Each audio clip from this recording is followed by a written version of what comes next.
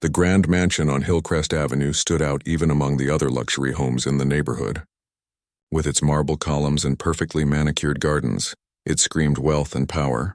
Tonight, the mansion was alive with music, laughter, and the clink of expensive crystal glasses as Westfield Investments held its quarterly gathering. Sophie Chen stood in a corner of the enormous living room, clutching her glass of sparkling water. She watched as her co-workers mingled, their faces flushed from expensive champagne. 3 months into her job as an administrative assistant at Westfield Investments, she still felt like an outsider. Her simple black dress bought on sale from a department store seemed plain compared to the designer outfits that surrounded her. "First time at the boss's house?" asked Raj, an analyst from the finance department. His kind smile made Sophie relax a little. "Yes, it's overwhelming," she admitted, looking around at the artwork that probably cost more than her yearly salary. "Richard Westfield doesn't do anything small," Raj said, lowering his voice. "The man has more money than sense sometimes, but the parties are worth attending, even if the host can be a bit much." Sophie had heard plenty about her boss's reputation during her short time at the company. Richard Westfield had built his investment firm from nothing, growing it into a billion-dollar enterprise through sheer determination and ruthlessness. Now at 52, he was one of the richest men in the state, and reportedly one of the most difficult people to work for. "He hasn't spoken more than 10 words to me since I started," Sophie said. "I'm not sure if that's good or bad," Raj chuckled. "Consider yourself lucky when he does notice you." He trailed off as a loud burst of laughter erupted from across the room. Sophie followed his gaze to where Richard Westfield stood among a group of executives. Even in a room full of wealthy, confident people, he commanded attention.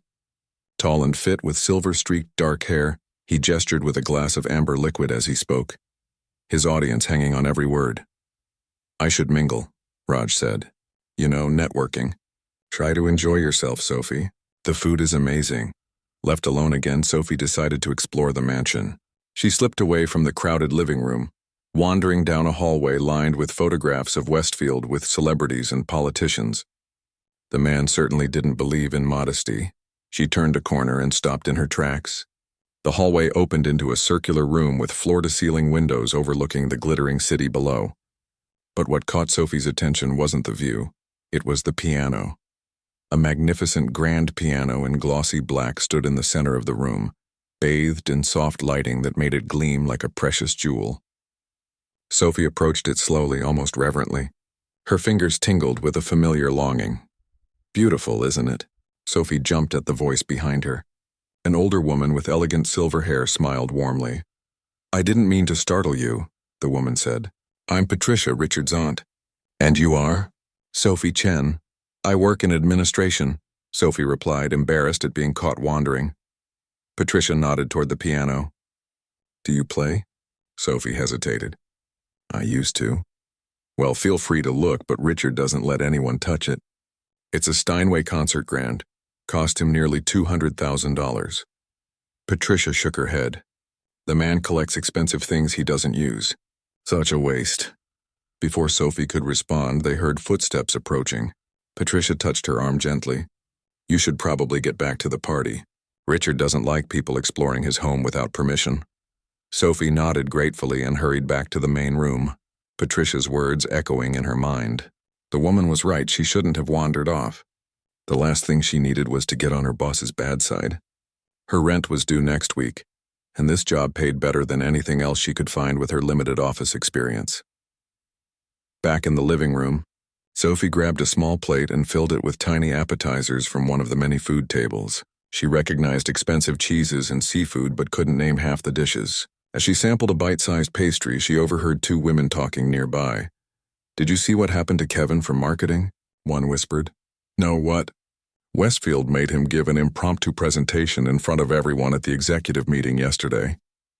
The poor guy wasn't prepared." Westfield just sat there with that little smile, watching him sweat and stammer. "That's awful. Why would he do that?"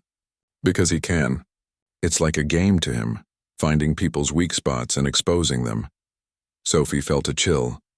She'd heard rumors about Westfield's management style, how he believed in testing employees by putting them on the spot, claiming it showed their true capabilities under pressure. Others said he simply enjoyed the power trip of making people squirm. The evening wore on. Sophie made small talk with a few colleagues, mostly other administrative staff and junior associates. She learned that these quarterly parties were mandatory in all but name. Absence was noted and rarely forgiven. As 10 o'clock approached, she began calculating when she could politely leave. Then the crowd began shifting, voices quieting. Richard Westfield was moving through the room, stopping occasionally to speak to guests. Sophie tried to make herself invisible, but the crowd's movement pushed her into an open space just as Westfield approached. His eyes, sharp and assessing, landed on her. Sophie felt her heart jump into her throat. "You're new," he said. "Not a question, but a statement. Yes, sir. Sophie Chen. I started in administration 3 months ago." Westfield studied her for a moment. "Chen, you handle the Asia-Pacific correspondence, correct?" Sophie was surprised he knew that detail of her job. "Yes, sir." He nodded, seemingly satisfied, and Sophie thought the interaction was over. Then his eyes narrowed slightly. "You were in my music room earlier." It wasn't a question, and Sophie felt heat rush to her face. How did he know? Had someone told him? "I apologize, sir. I was just looking around and found yourself drawn to my piano." His voice had an edge now, and the people around them had gone quiet, watching the exchange with barely concealed interest. "It's beautiful," Sophie said simply, wishing she could disappear. Westfield's mouth curved into what might have been a smile but didn't reach his eyes. "Do you know much about pianos, Ms. Chen?" Several people were watching now. Sophie felt trapped. A little," he repeated. "I find that most people who claim to know a little about something actually know very little at all." He took a sip of his drink, eyes never leaving her face. "That piano is a Steinway Model D, handcrafted in Germany. One of only a few hundred made each year." "Yes, your aunt mentioned it was special," Sophie said, immediately regretting bringing Patricia into the conversation. Westfield's eyebrows rose. "Did she now? And what else did dear Aunt Patricia tell you about me and my possessions?" The room had gone almost completely quiet. Sophie could feel dozens of eyes on her, waiting for her response. The air felt thick with tension. "Nothing, sir. Just that it was valuable." Westfield chuckled, but the sound held no warmth. "Valuable? Yes, I suppose that's one way to put it." He gestured around the room. "Everything here is valuable, Ms. Chen. The art, the furniture, the people I choose to employ." Someone in the crowd coughed nervously.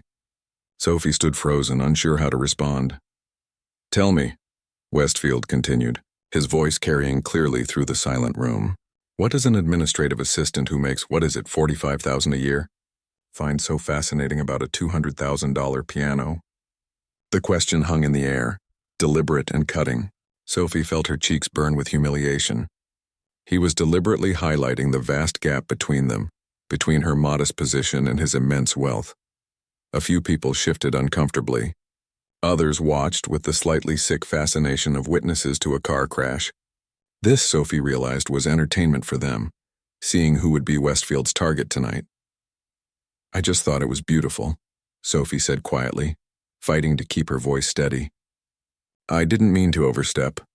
Westfield took another sip of his drink, studying her over the rim of his glass. Something in his expression changed, a gleam appearing in his eyes that made Sophie's stomach tighten with apprehension. "You know what?" he said, his voice suddenly louder, addressing the room as much as Sophie. "I think we've been missing something at these gatherings. Some cultural enrichment." He turned to the crowd. "Don't you agree?" Nervous chuckles and murmurs of agreement rippled through the onlookers. "Ms. Chen here seems quite fascinated by my piano. Perhaps she'd like to share her appreciation with all of us." He gestured toward the hallway that led to the music room. "What do you say, everyone? Shall we have some live music tonight?" The crowd responded with scattered applause, many looking confused or uncomfortable. Sophie stood frozen, her heart hammering against her ribs. "Sir, I insist," Westfield said, his tone making it clear this wasn't a request. He raised his glass. "Everyone, please join me in the music room. Ms. Chen is going to demonstrate her appreciation for fine instruments." As the crowd began moving toward the hallway, following Westfield's lead, Sophie felt a gentle touch on her arm.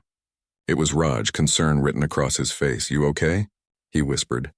Sophie nodded stiffly, although she felt anything but okay.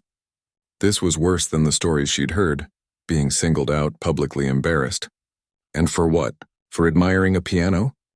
As she followed the crowd toward the music room, legs moving automatically, Sophie tried to calm her racing thoughts. This was her boss, the man who signed her paychecks, the man who could fire her with a word. And he was about to humiliate her in front of the entire company for his own amusement. The magnificent piano awaited in the center of the room, gleaming under the lights, no longer an object of beauty, but an instrument of Sophie's impending humiliation. As Westfield gestured for her to sit on the bench, his eyes held a challenge, and the absolute certainty that she would fail to meet it. Little did he know what was about to happen next. The music room quickly filled with people. Co-workers, Sophie barely knew, crowded around the magnificent piano, drinks in hand, eyes bright with curiosity, and that particular excitement that comes from watching someone else's discomfort. A few looked genuinely concerned for her, but most seemed eager for the show. Another legendary Westfield moment to gossip about tomorrow. Richard Westfield stood beside the piano, one hand resting possessively on its glossy surface. He gestured toward the bench with exaggerated courtesy. "Please, Ms. Chen, show us what you find so fascinating about my piano." Sophie stood frozen, her legs feeling like they were made of lead. The walk to the piano bench seemed impossibly long. She could hear whispers behind her. "Poor girl, he's really going after the new ones now. I heard he made the intern from accounting cry last month." Raj caught her eye from across the room and gave her a small, encouraging nod. It didn't help much. The spotlight of attention made Sophie's skin prickle with heat. This wasn't just embarrassment. This was deliberate humiliation, crafted by a man who had turned cruelty into an art form. Sophie finally reached the bench and sat down stiffly. The polished wood felt cool beneath her. The keys gleamed ivory and ebony, waiting for her touch. Westfield loomed over her, his expensive cologne filling her nostrils. "I really don't play anymore," Sophie said, her voice barely above a whisper. Westfield's smile widened, showing perfect teeth that must have cost thousands in cosmetic dentistry. "Oh? But you know something about pianos, you said. Surely you can play a little something for us. Even chopsticks would do." He glanced around at the audience, encouraging their laughter. A few obliged with nervous chuckles. Sophie's hands hovered over the keys. They were trembling visibly. The trembling infuriated her. She hated that her body was betraying her fear, giving Westfield exactly what he wanted. She took a deep breath, trying to steady herself. "I'm waiting, Ms. Chen," Westfield said, his patience clearly wearing thin. "We're all waiting." Sophie placed her fingers on the keys but didn't press down. The cool ivory against her fingertips sent a jolt through her, a memory of something she'd tried to forget. "Perhaps I was mistaken," Westfield continued, his voice dripping with mock disappointment. "Perhaps you were admiring my piano not out of any real appreciation, but out of envy for things you cannot have." The cruelty of his words hung in the air. Several people looked away, uncomfortable with how far he was pushing. Others watched with the detached interest of scientists observing a lab experiment. "That's the problem with people today," Westfield addressed the room, using Sophie's humiliation as a platform. "They want things they haven't earned. They admire the trappings of success without understanding the sacrifice it takes to achieve it." Sophie felt something shift inside her. The fear and embarrassment were still there, but underneath something else was building, a slow-burning anger. She thought about her tiny apartment with the leaky faucet that the landlord never fixed. She thought about the student loan she was still paying off. She thought about the long hours she put in at work for a fraction of what the executives made. Most of all, she thought about the life she'd left behind. The one this man knew nothing about. Patricia, Westfield's aunt, had moved to the front of the crowd. Her face showed a mixture of sympathy for Sophie and disappointment in her nephew.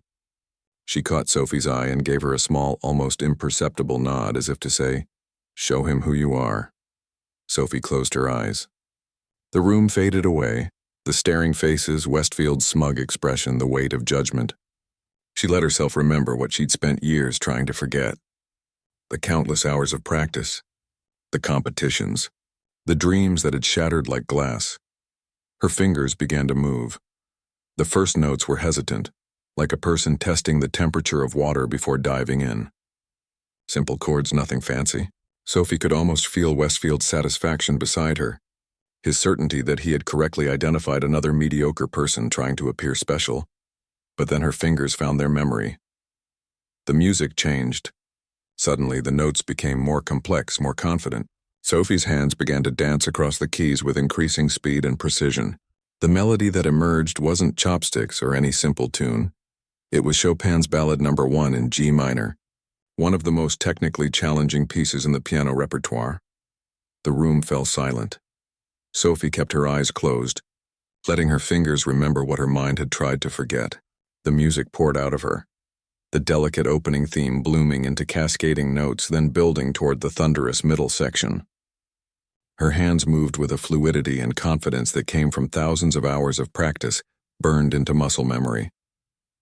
The piece told a story, beginning with gentle questioning, growing into passionate declaration, then exploding into technical brilliance that few pianists could master. Sophie's small frame seemed to grow as she played, her back straightening, her chin lifting. Her fingers flew across the keys with impossible speed during the runs, then eased into the lyrical sections with tender precision. Someone in the crowd gasped. Someone else whispered, "Oh my God." Sophie didn't hear them. She was lost in the music, in the familiar landscape of a piece she had once known as intimately as her own heartbeat. Her body remembered what to do even after years of absence, when to push, when to hold back. How to make the piano sing instead of just sound notes.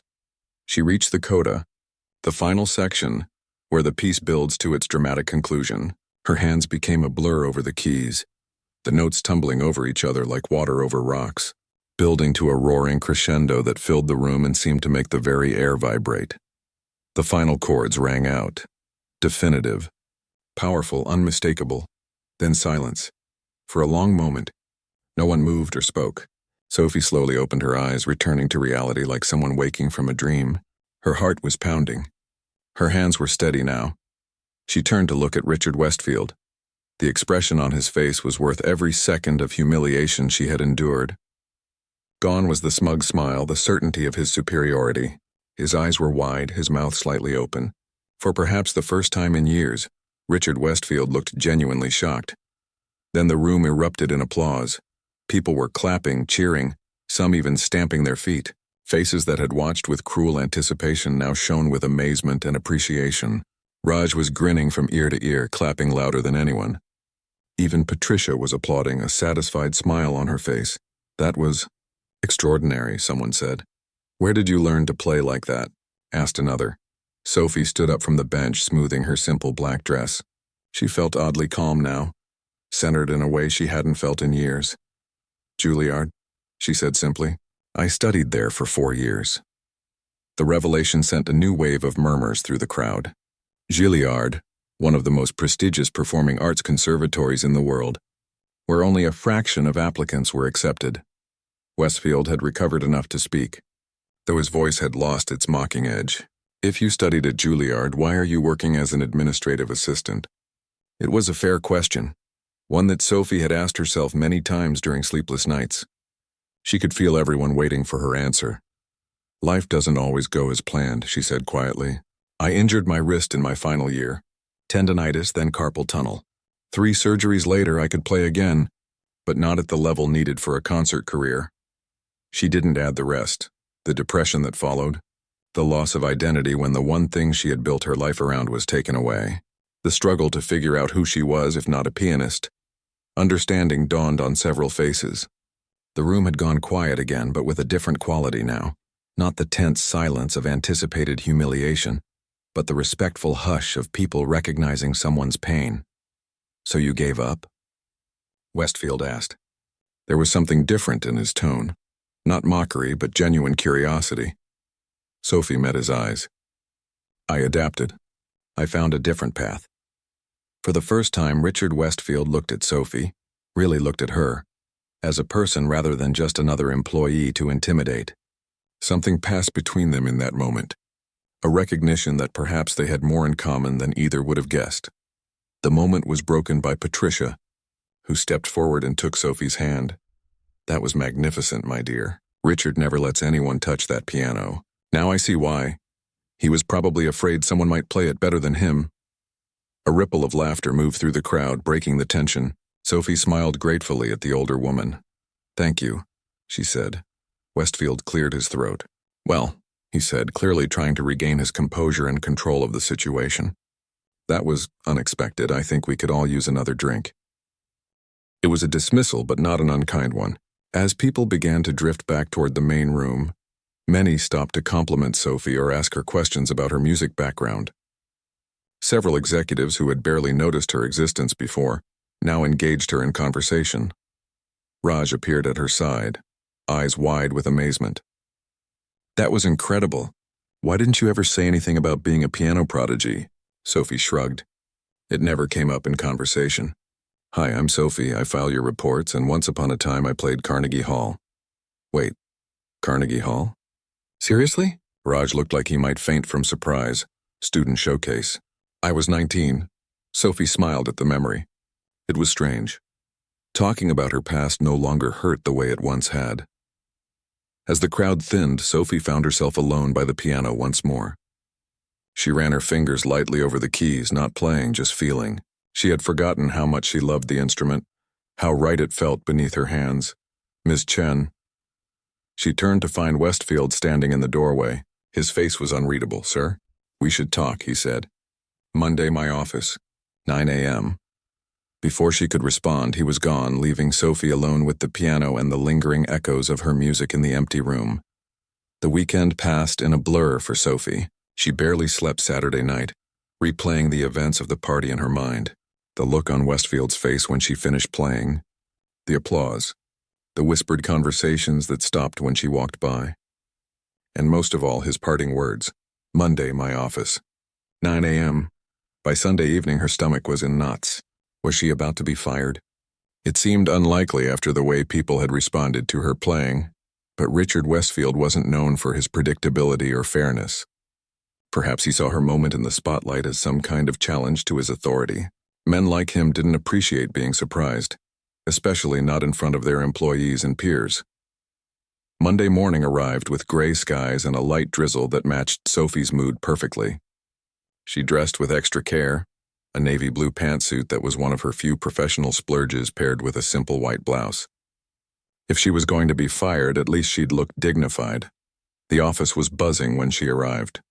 People who had never spoken to her before smiled and nodded as she passed. A few even stopped to compliment her playing again. Word had clearly spread beyond those who had attended the party. "There she is, our very own piano virtuoso," Raj called as she reached her desk. He lowered his voice as she sat down. "So, any idea what Westfield wants with you this morning?" Sophie shook her head. "None. Could be anything from an apology to a pink slip. He'd be insane to fire you now. Half the executive team was talking about you after you left." Raj leaned closer.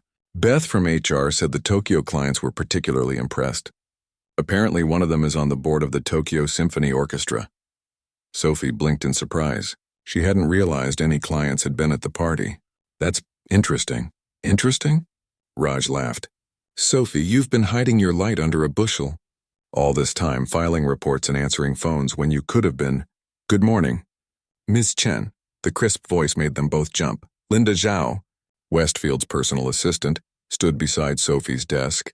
Her expression as perfectly neutral as always. "Mr. Westfield is ready to see you now." Sophie swallowed hard and stood up. "Thank you, Linda. Good luck," Raj whispered as she walked away. "Remember, he puts his pants on one leg at a time, just like the rest of us. Well, his probably cost more than my car, but still." His attempt at humor helped a little. Sophie took a deep breath as she followed Linda through the maze of cubicles toward the executive wing. The carpet got thicker, the artwork on the walls more expensive, and the offices larger as they progressed. Linda stopped at a heavy wooden door with Richard Westfield, CEO, on a discreet brass plate. She knocked once, then opened the door. "Ms. Chen is here, sir." "Send her in." Westfield's voice was neutral, giving away nothing. Sophie stepped into the office, her heart hammering in her chest. Richard Westfield sat behind an enormous desk of dark wood, sunlight streaming in from floor-to-ceiling windows behind him. The effect was clearly intentional. Visitors had to squint slightly to see him while he could see them perfectly. Another power play.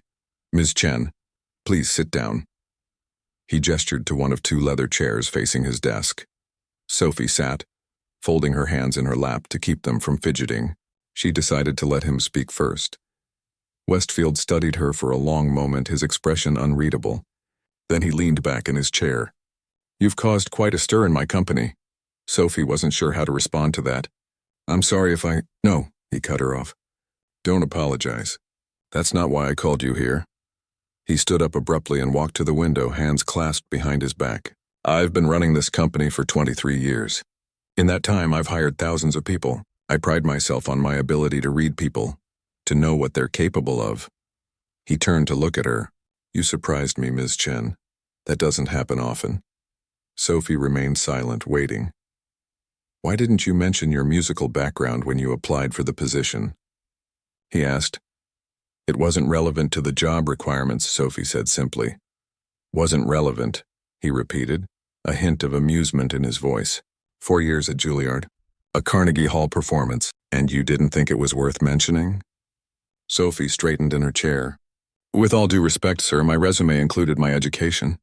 No one asked about it during my interview." Westfield nodded slowly. "Fair point." He returned to his desk and sat down.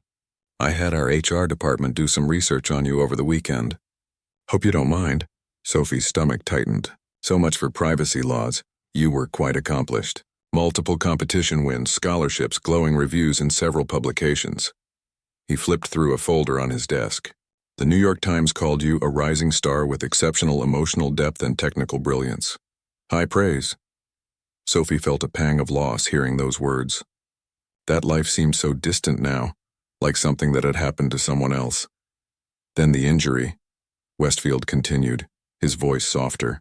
3 surgeries, physical therapy, and ultimately, a withdrawal from the performing program in your final semester.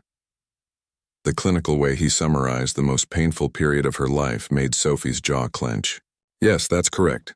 And after that?" Sophie took a deep breath. "After that, I needed to earn a living. I had student loans to repay, medical bills. I took administrative jobs because they allowed me to use my hands without putting too much strain on them." She met his gaze directly. "I adapted, as I told you at the party." Westfield nodded, seeming satisfied with her answer. "Adaptation is essential for survival." "Both in nature and in business," and he closed the folder. "Tell me, Miss Chen, do you enjoy your current position?" The question caught her off guard. Was this a trap? "It pays my bills," she answered honestly. "And I'm good at it." "That's not what I asked." Sophie considered her response carefully. "I appreciate having the job, Mr. Westfield. But no, filing papers and answering phones isn't my passion." "And what is your passion now?" "Since performing is no longer an option." Another unexpected question. Sophie hadn't allowed herself to think about passion for a long time. Survival had been her focus. "I'm not sure," she admitted. "I haven't had the luxury of exploring that question." Westfield leaned forward, resting his elbows on his desk. "What if I could offer you that luxury?" Sophie blinked in confusion. "I don't understand." "I'm offering you a new position, Ms. Chen. One that I think might better suit your talents and background." She waited, hardly daring to hope this conversation was heading where it seemed to be. "Our company has a small but growing arts foundation. We fund various cultural initiatives as part of our corporate social responsibility program. Currently, it's overseen by our marketing department, but I believe it deserves dedicated leadership." Sophie's mind raced. Was he really suggesting? "I'd like you to take over as director of the Westfield Arts Foundation, effective immediately. The salary would be triple your current compensation, plus bonuses based on the foundation's performance." Sophie struggled to keep her expression neutral despite the shock coursing through her. Triple her salary? A director-level position? It seemed impossible. Why? She asked before she could stop herself. Westfield raised an eyebrow. "Why what? Why me?" "Why this offer? You don't know anything about my ability to run a foundation. I know you have an elite arts education. I know you've performed at the highest levels. I know you understand both the artistic and technical sides of music." He paused.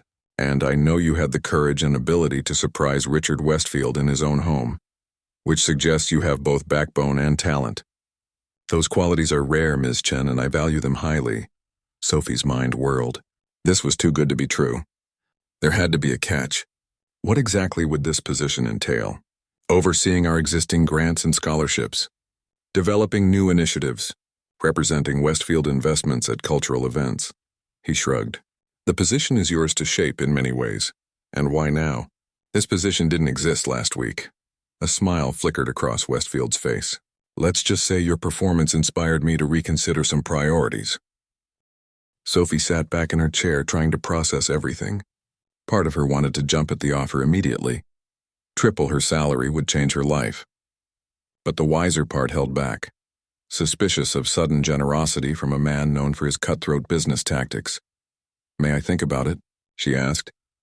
Westfield looked surprised, then nodded slowly. Of course. Take the day. Let me know by tomorrow morning. He stood up, signaling that the meeting was over. Oh, and Ms. Chen? Yes?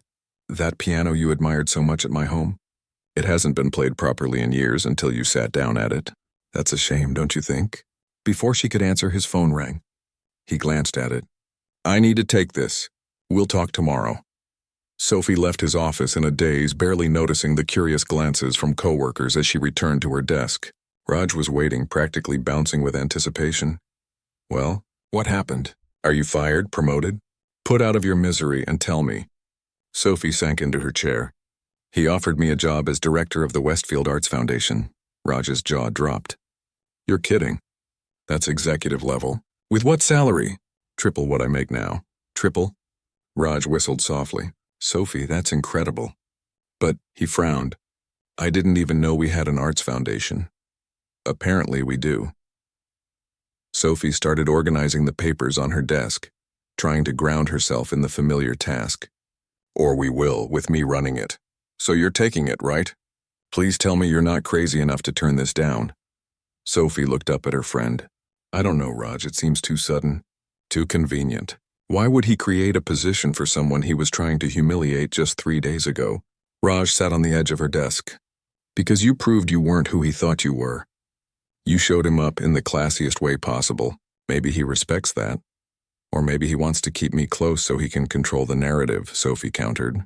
Turn me into some kind of corporate success story to make himself look good. Cynical but not impossible, Raj admitted. Still triple salary, Sophie. You could finally move out of that apartment with the sketchy neighbors. You could pay off those student loans. Sophie sighed. I know. I just need to think it through. As Raj walked away, Sophie opened her computer and began researching the Westfield Arts Foundation. What she found surprised her. It wasn't just a token corporate gesture. The foundation had funded music education in underserved schools, provided scholarships to promising young artists, and supported several small performing arts venues in the city. By lunchtime, Sophie had made her decision. Whatever Westfield's motives, this was an opportunity she couldn't pass up. She would take the job, but on her terms, and if it was some kind of elaborate setup or power play, well, she had already survived losing everything once. She could do it again if necessary. She picked up her phone and dialed Linda Zhao's extension. Linda, it's Sophie Chen. Please tell Mr. Westfield I'd like to speak with him again when he's available. I've made my decision. Sophie waited outside Westfield's office, her heart beating a little faster than normal. Linda had called back within 10 minutes to say that Westfield could see her at 2 o'clock. That was fast, much faster than Sophie had expected. It made her wonder if he'd been waiting for her call. The heavy wooden door opened and Linda nodded for Sophie to enter. He's just finishing a call. You can go in. Sophie stepped into the large corner office. Westfield was indeed on the phone, his back to the door as he gazed out the floor-to-ceiling windows. He was speaking Japanese, fluently from what Sophie could tell. Another surprise. She'd assumed his global business dealings relied on translators. He turned, saw her, and quickly wrapped up his call. Arigatou gozaimasu. Hi, Mata. He placed the phone down and gestured to the chair in front of his desk. Ms. Chen. I understand you've reached a decision. Sophie remained standing. She'd rehearsed this conversation in her head a dozen times since the morning. Now was the moment to be confident, to show him she wasn't easily intimidated. I'm interested in the position, she began. Excellent. He started to reach for a folder on his desk. But, Sophie continued, I have some conditions. Westfield's hand paused. He looked up, a flicker of surprise crossing his face before his expression settled back into its usual controlled mask. Conditions? That's unusual for someone being offered a significant promotion. This is an unusual situation, Sophie countered. She took a deep breath and pressed on. If I'm going to run the foundation properly, I need actual authority, a real budget, input on grant decisions, and I want to expand the music education programs in public schools. Westfield leaned back in his chair, studying her with new interest. Go on. Encouraged by the lack of immediate rejection, Sophie continued. I want to start a scholarship fund specifically for students with medical challenges, musicians who might otherwise have to abandon their training due to injury or illness. She hesitated, then added, like I had to. Something shifted in Westfield's eyes, a brief flash of what might have been understanding or perhaps just calculation. And your other conditions? I want a 3-year contract with clear performance metrics, ones related to the foundation's impact, not just financial targets. And I want to restart my own training on a limited basis. That means flexible hours sometimes. Westfield's eyebrows rose slightly. You want to perform again? Sophie shook her head. Not professionally, but music has been my life since I was 4 years old. Being cut off from it completely. She paused, searching for the right words. It's like losing a limb. I've adapted, but I don't want to pretend it didn't happen anymore. Westfield was silent for a long moment, his fingers steepled beneath his chin. Sophie fought the urge to fidget under his gaze. Most people would have simply accepted the offer as presented, he said finally. Especially coming from me. Sophie met his eyes steadily. I'm not most people. Your party made that clear, I think. To her complete shock, Westfield laughed. Not a mocking chuckle, but a genuine laugh that transformed his usually stern face. No, you certainly aren't. He stood up and extended his hand across the desk. Your conditions are acceptable, Ms. Chen. We can work out the details with legal this week. Sophie blinked, momentarily thrown off balance by his easy acquiescence. She had expected a negotiation, pushback, or even a withdrawal of the offer. She took his hand and shook it, feeling the firm grip of someone used to sealing important deals with this simple gesture. Thank you, Mr. Westfield. Richard, he corrected. If you're going to be a director, we should be on a first-name basis. Sophie, then, she replied, still trying to process how quickly things were changing. Now, he said, returning to business mode, let's discuss the transition. I think 2 weeks should be sufficient for you to hand off your current responsibilities and get oriented with the Foundation's existing programs. The next hour flew by as they discussed details. Westfield, Richard, was surprisingly knowledgeable about the Foundation's activities despite claiming it had been neglected. He pulled up spreadsheets showing past grants, connected Sophie with the current program coordinator, who apparently reported to marketing, and outlined the Foundation's annual budget. It's small by our corporate standards, he explained, but significant in the arts world, and there's room to grow if you can demonstrate impact. By the time Sophie left his office, her head was spinning with information, possibilities, and a strange new feeling she hadn't experienced in years, excitement about the future. Raj was waiting at her desk, practically bursting with curiosity. Well, did you take it? Did he rescind the offer? Why are you smiling like that? Sophie dropped into her chair, still a bit dazed. I took it. With conditions? Conditions? Raj looked horrified. You gave Richard Westfield conditions? Are you insane? Apparently not, because he accepted them. Sophie laughed at Raj's bewildered expression. 2 weeks from now, I'll be director of the Westfield Arts Foundation. Unbelievable, Raj muttered. You know people work decades here without getting promotions like that? And you managed it by essentially humiliating the boss at his own party. I didn't set out to humiliate him, Sophie protested. No, but you did, in the classiest way possible. Raj grinned. We need to celebrate. Drinks after work on me? Sophie hesitated. She still had trouble spending money on non-essentials, a habit formed during the lean years after her injury when every dollar went to medical bills or student loans. Come on, Raj pressed. This is huge. 1 drink at minimum. Fine. 1 drin. Sophie agreed with a smile. The next 2 weeks passed in a blur of training her replacement, meeting with various departments connected to the foundation, and preparing for her new role.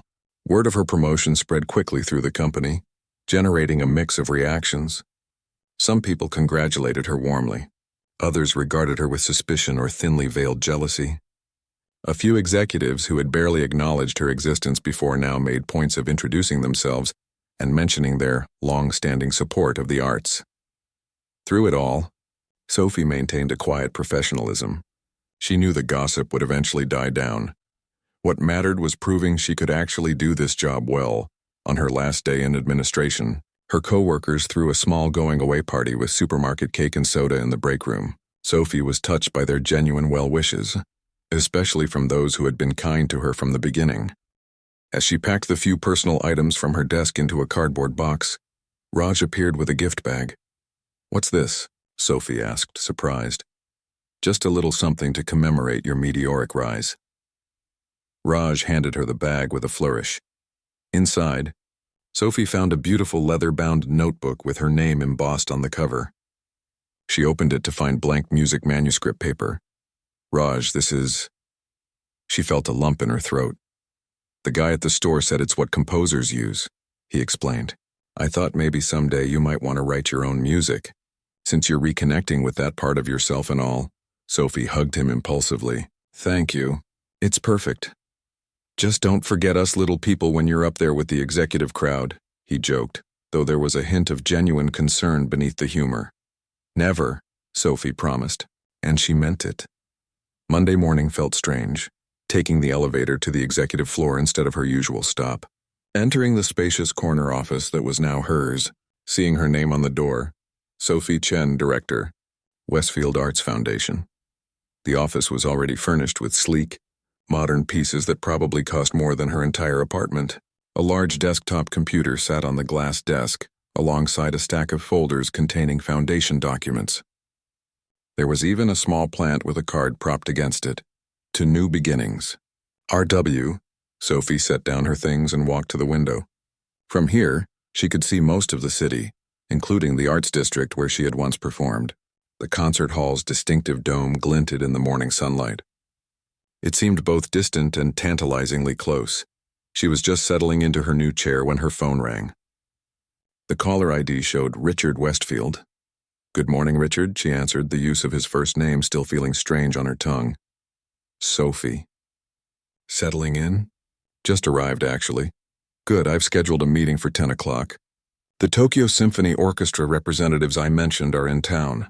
They're interested in a possible partnership with our foundation." Sophie felt a flutter of nervousness. "That's very soon. Is that a problem?" His tone suggested it better not be. Sophie straightened in her chair. "No, I'll be prepared." "Excellent." "Oh, and Sophie?" "Yes?" "They specifically requested to meet you after hearing about your performance at my home. Apparently one of them remembers you from a competition in Singapore 8 years ago." Sophie's breath caught. The Asian Youth Classical Competition. She had taken second place, losing to a brilliant young pianist from South Korea who now performed with orchestras around the world. "I'll see you at 10, Richard said, ending the call before she could respond. Sophie sat back, her mind racing. This was moving faster than she had anticipated. A potential international partnership on her very first day? Representatives who knew her musical background? It felt like her two worlds, the performer she had been and the professional she had become, were colliding in unexpected ways. Her computer chimed with a calendar notification. The meeting details had already been added to her schedule, along with profiles of the Tokyo representatives and background on the symphony's educational outreach programs. Sophie opened the first file and began reading, determination replacing her initial nervousness. Whatever game Richard Westfield was playing, whether testing her, showcasing her, or genuinely giving her an opportunity, she would be ready. She had survived losing her dream once. Now perhaps she was building a new one. As she prepared for the meeting, Sophie found herself humming softly.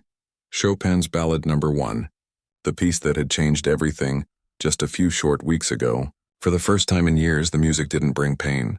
Instead, it felt like a bridge between her past and her future, between what she had lost and what she might yet find. 6 months had passed since Sophie's first day as director of the Westfield Arts Foundation. Spring had given way to summer, then to a crisp autumn that painted the city in shades of gold and crimson. From her corner office window, Sophie could see the trees in the park changing colors, a daily reminder of how much had transformed in her own life. The partnership with the Tokyo Symphony Orchestra had been just the beginning. Under Sophie's leadership, the foundation had launched 3 new initiatives: a scholarship program for musicians facing medical challenges, an instrument donation program for underserved schools, and a series of free community concerts featuring both established and emerging artists. Each success had come with its own challenges. Some board members had questioned the focus on accessibility rather than prestige. A few of Richard's business partners had suggested the foundation should support venues and programs that would benefit Westfield Investments more directly. But Sophie had stood her ground, and Richard, to everyone's surprise, including hers, had backed her consistently. Their working relationship had evolved in unexpected ways. What had begun as wariness on her part and curiosity on his had gradually developed into something like mutual respect. They still disagreed often, Sophie pushing for more community impact, Richard concerned with measurable outcomes, but their arguments were productive rather than personal. Today was special, though. Today marked the official launch of what Sophie considered her most important initiative yet, the Healing Through Music program, which would bring music therapy to hospitals, rehabilitation centers, and nursing homes throughout the city. Sophie straightened her navy blue blazer and checked her reflection in the small mirror she kept in her desk drawer. Her hair was pulled back in a neat bun, and she'd added a pair of simple pearl earrings, a gift from her parents when she'd first been accepted to Juilliard. She hadn't worn them in years, but today felt right. Her phone buzzed with a text from Richard. "Car downstairs. Press already at the hospital." Sophie gathered her tablet, notes, and purse.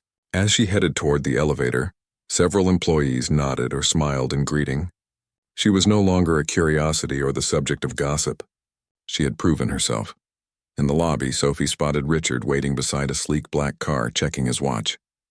Some habits never changed. He was pathologically punctual and expected the same from everyone around him. "Right on time," he noted as she approached. "Would I dare be anything else?" Sophie replied with a small smile.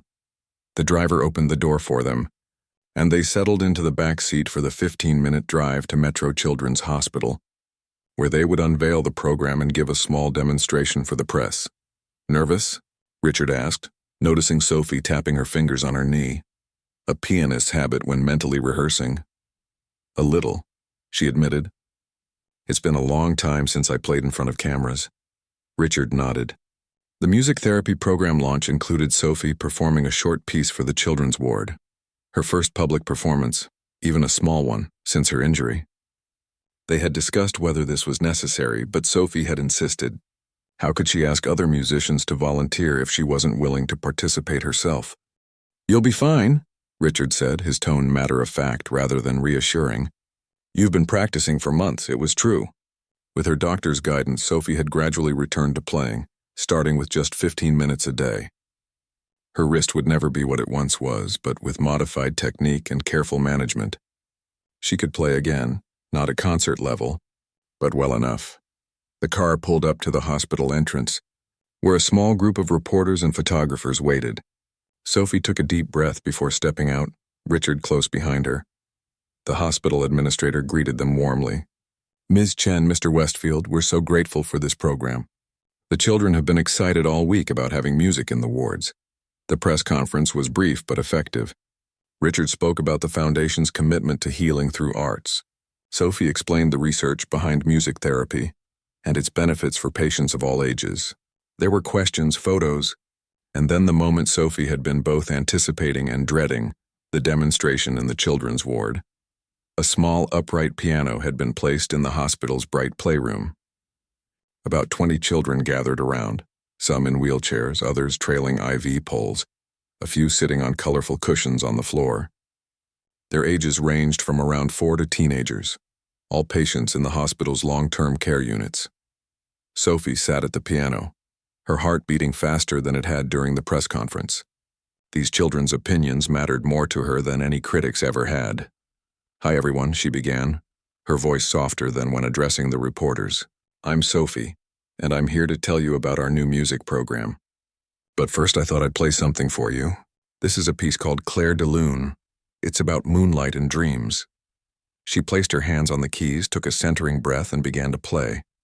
The familiar Debussy piece flowed from her fingers, gentler and perhaps less technically perfect than she would have played it years ago, but with a depth of emotion that came from her own journey of loss and rediscovery. Sophie lost herself in the music. Barely aware of the cameras or the hospital staff watching from the doorway, she focused on the children's faces, some curious, some transported, all attentive. When the final notes faded, there was a moment of complete silence before the children erupted in applause. "That was so pretty," exclaimed a little girl with a colorful headscarf. "Can you teach us to play?" asked a boy with a cast on his leg. Sophie smiled, feeling something tight in her chest loosen. "That's exactly why we're here. Our program will bring music teachers and therapists to visit you regularly. You'll get to try different instruments, learn songs, and even write your own music if you want." As she explained more about the program, Sophie noticed Richard standing at the back of the room, watching not her but the children. The expression on his face surprised her, a softness she had never seen before, a hint of what might have been regret or nostalgia. After the event, as they walked back to the car, Sophie finally asked the question that had been on her mind for months. "Why did you really create this position for me, Richard? The truth." He was quiet for so long that Sophie thought he might not answer. When he finally spoke, his voice was quieter than usual. "My sister played piano. Not like you, she wasn't a prodigy or anything. But she loved it. She got sick when we were teenagers, cancer." He said the word flatly. The hospital had a volunteer who brought a keyboard around to the patients' rooms once a week. Those were the only times I saw her smile in her last months. Sophie hadn't known about a sister. In all the company background information, all the profiles of Richard Westfield, business titan, there had never been mention of a sibling. "I'm sorry," she said softly. Richard shrugged, his usual composure returning. "It was a long time ago. But when I saw you at that piano in my house, something clicked. The foundation was already supporting arts education, but it was impersonal. Just another corporate tax write-off, really. Then you played. And I remembered why the arts matter in the first place. They connect us to our humanity." It was perhaps the most personal thing he had ever shared with her. Sophie didn't know how to respond, so she simply nodded. "Anyway," Richard continued, checking his watch in a gesture Sophie now recognized as a signal he was done with emotional topics. "The program is off to a good start. The press coverage should help with the fundraising gala next month. Back to business." But something had shifted between them, a new understanding that went beyond their professional roles. 6 months after that hospital visit, Sophie stood on the stage of Baldwin Hall, the city's most prestigious concert venue. Behind her was a full orchestra made up of professional musicians, talented students on foundation scholarships, and a few remarkable amateurs. Before her was a sold-out audience that included patients from the hospital programs, students from the underserved schools they supported, and donors whose contributions had helped the foundation double its impact in a single year. And beside her, somewhat stiffly holding a baton, was Richard Westfield. The benefit concert had been his idea, surprisingly. "We should show what we've accomplished," he had said, "not just tell people about it." When Sophie suggested he conduct one piece he had mentioned once in passing, having taken music lessons as a boy, she had expected immediate refusal. Instead, he had agreed, then spent 3 months taking conducting lessons in secret before revealing his progress. As they stood together before the orchestra, Sophie caught his eye. The man who had once tried to humiliate her for his own amusement now stood as her partner in something meaningful. The audience saw the wealthy businessman and the former piano prodigy united by a shared vision, but only they knew the full journey that had brought them here. Richard gave a small nod, and Sophie turned to the piano. Her fingers found the keys, the same fingers that had once flown through the most challenging pieces in the classical repertoire, that had then been stilled by injury, and that now created music in a new way. Not with the technical perfection of her youth, but with the wisdom and perspective that only comes from losing something precious and finding a new path forward. As the orchestra joined in, following Richard's surprisingly capable direction, Sophie felt the familiar magic of live music, the connection between performers and audience, the shared experience that transcended background and circumstance. She glanced at the front row, where children from the hospital program watched with wide eyes, perhaps seeing possibilities for their own futures they hadn't imagined before. The foundation had grown beyond anything Sophie had envisioned that day in Richard's office, when she had taken a chance and named her conditions. What had begun as an attempt by a proud man to save face after being surprised had transformed into something authentic and valuable, not just for the community they served, but for both of them personally. The music swelled around them, filling the hall with hope and possibility. Sophie's wrist would always bear the scars of her past, just as Richard would always carry the memory of his sister. But in this moment, as their unlikely partnership created something beautiful, those wounds seemed not like endings but like beginnings, the first notes of a new composition, still being written.